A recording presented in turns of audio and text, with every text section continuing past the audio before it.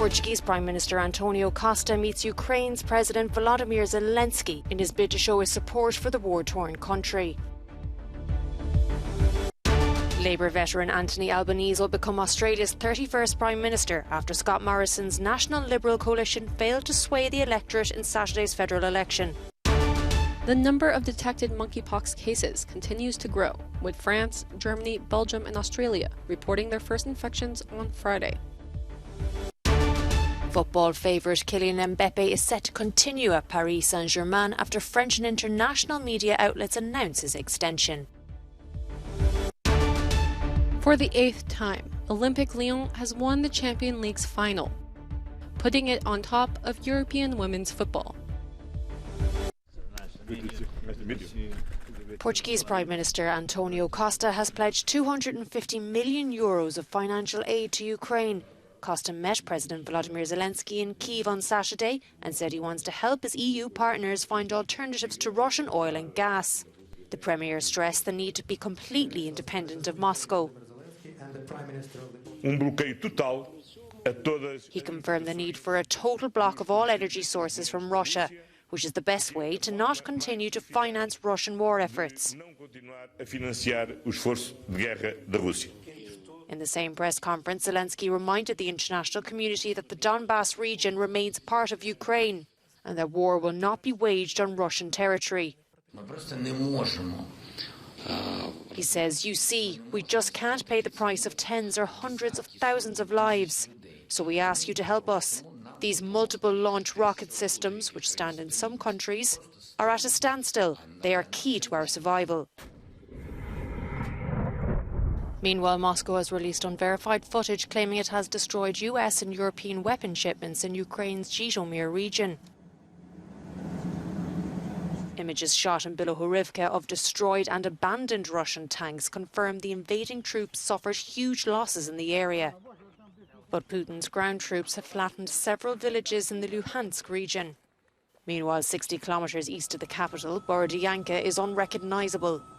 After 3 months of intense shelling, the town has been reduced to rubble.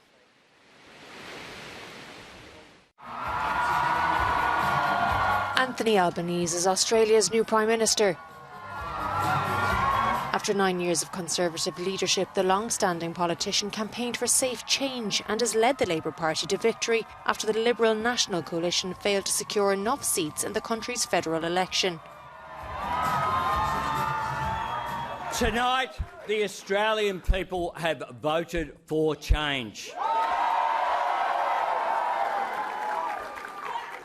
I am humbled by this victory, and I'm honoured to be given the opportunity to serve as the 31st Prime Minister of Australia. While the outgoing Premier was subject to widespread criticism for his handling of the coronavirus pandemic and a series of natural disasters during his tenure, he labelled his loss as humbling. We leave government having secured our borders many years ago, and we leave government having restored our nation's defences.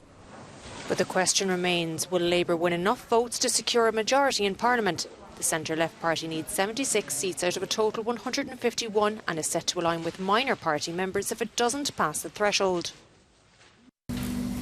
Monkeypox is being detected worldwide, with healthcare officials having reported around 80 cases of the disease.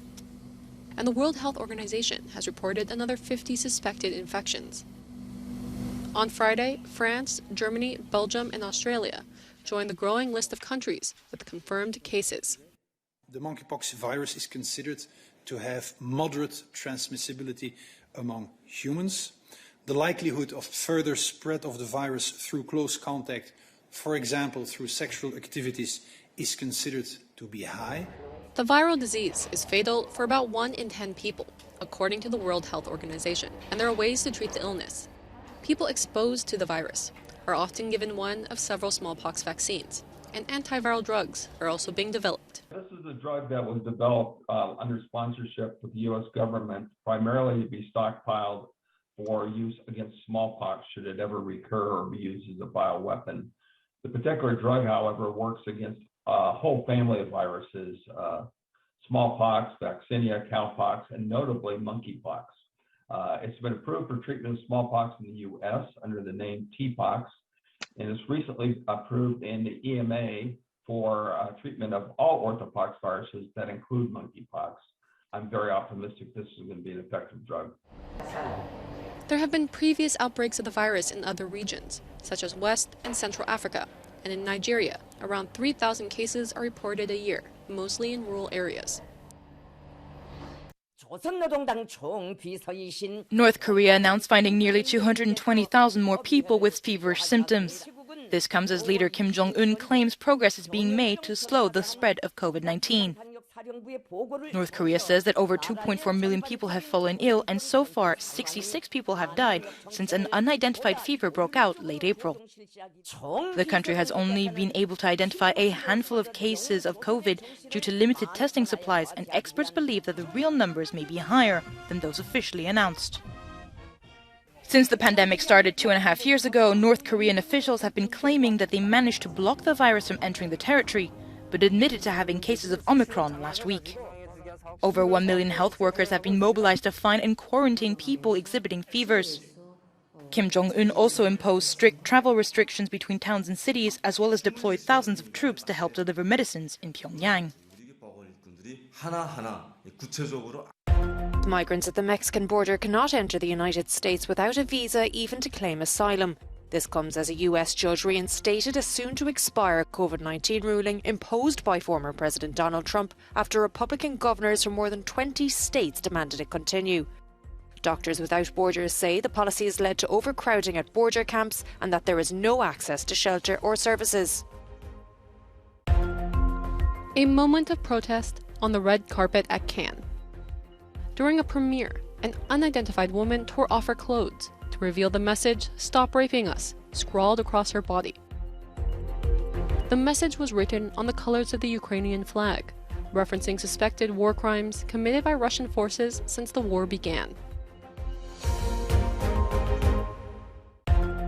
A crowd of people with Danish flags and music welcomed Queen Margrethe of Denmark as she arrived at Copenhagen's Tivoli Gardens to celebrate 50 years on the throne. The celebration was originally going to take place on January 14th, but it was postponed because of COVID-19. Plans for the celebration were primarily shaped around the Queen's love for ballet, music, and art.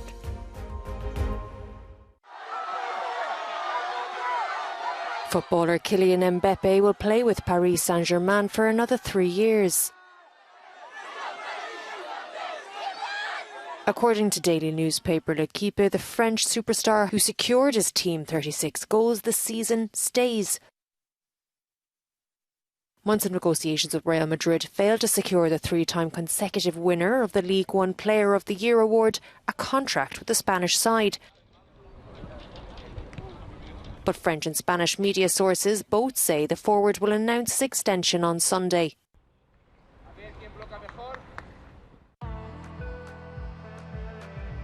Olympique Lyon beat Barcelona to win the Champions League finals, putting it on top of European women's football.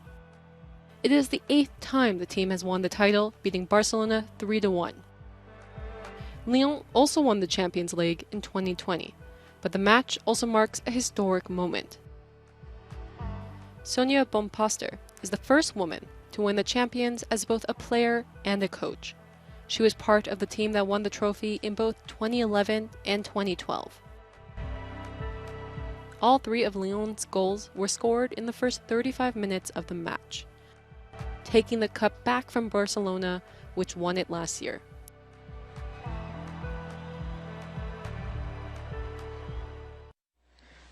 A landmark moment for commercial space travel. For the first time, American aerospace giant Boeing has docked a capsule named Starliner to the International Space Station. Elon Musk's company, SpaceX, achieved the same feat 3 years ago. The successful trip marks another step down NASA's plan to have competing U.S. companies fly crew capsules to the station. Here you can see Starliner and Rosie the Rocketeer is on board Boeing's capsule was a dummy named Rosie the Rocketeer, named after World War II's Rosie the Riveter. The next step for the company is to run another test. But for the second round, the capsule will have to successfully dock with a crew on board. I have a lot of friends who